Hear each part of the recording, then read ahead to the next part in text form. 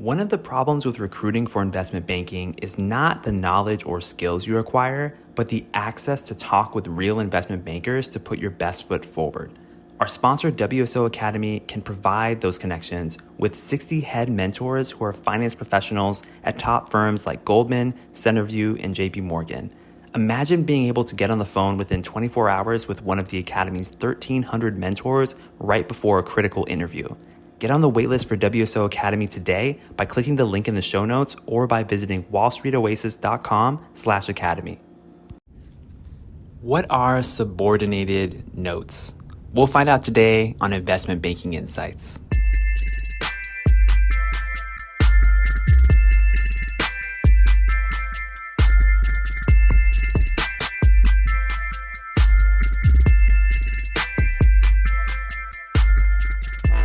All right.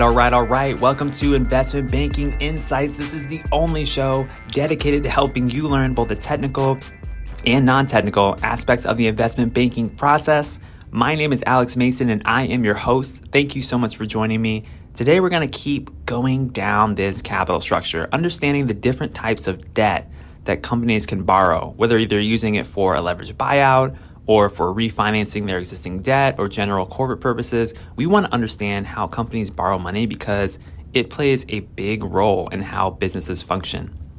So we talked about senior notes in the last episode. Now we're going to talk about subordinated notes. So what are subordinated notes? Well, they're actually quite similar to senior notes, but they're just one notch lower on the capitalization chain. Now, as you might expect, subordinated notes will charge higher interest than senior notes or revolvers or term A or B loans. And as far as their length, the lower we get down in the capitalization structure, the longer the term length tends to be, the longer the tenor or the duration. So for subordinated notes, it tends to be on the higher end between 8 and 10 years. And as far as amortization, remember we talked about this bullet amortization that senior notes have? Well, subordinated notes also have bullet amortization, but they're not secured debt. Whereas senior notes, which we talked about last time, sometimes they're secured and sometimes they're not. Subordinated notes are never secured. They're always unsecured debts. Another thing that's important to know is that subordinated notes also have call protection.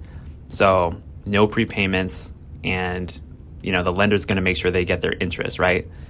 And then as far as covenants, they also have these incurrence covenants. So if you're above a certain threshold, say for a leverage ratio or some other metric that's defined in the contract, then you can't raise any more debt. Okay, so those are the basics of what subordinated notes are.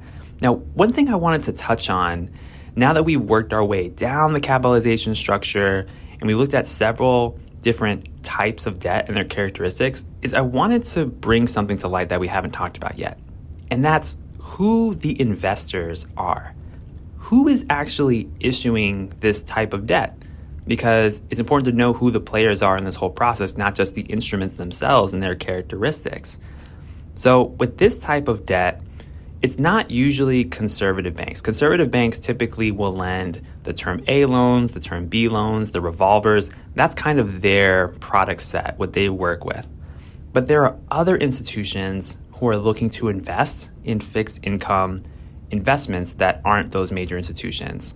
So these are the institutions that are lending the senior notes, lending the subordinated notes, and so on and so forth. So they might be three main types. They might be hedge funds, they might be merchant banks, or they might be mezzanine funds. Now, let me define for a moment what these entities are and what they do. Okay, so first of all, you have hedge funds. What is a hedge fund? Well, a hedge fund is an asset management firm that is tasked with, quote unquote, hedging the risk of their clients. And hedge funds are typically permitted to invest in a very wide range of strategies, typically using sophisticated trading techniques.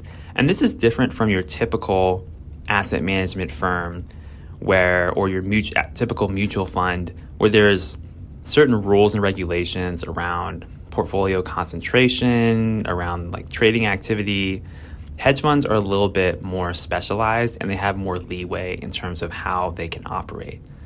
So that's one thing you can know about them. Now, many wealthy people, they put money into hedge funds, not necessarily just to make money, although of course they put money in to make money, but to preserve their money while they're growing it, and to do so at a significantly lower risk than other instruments. That's really what hedge funds are all about. It's all about lowering risk profile while still generating a good level of absolute return.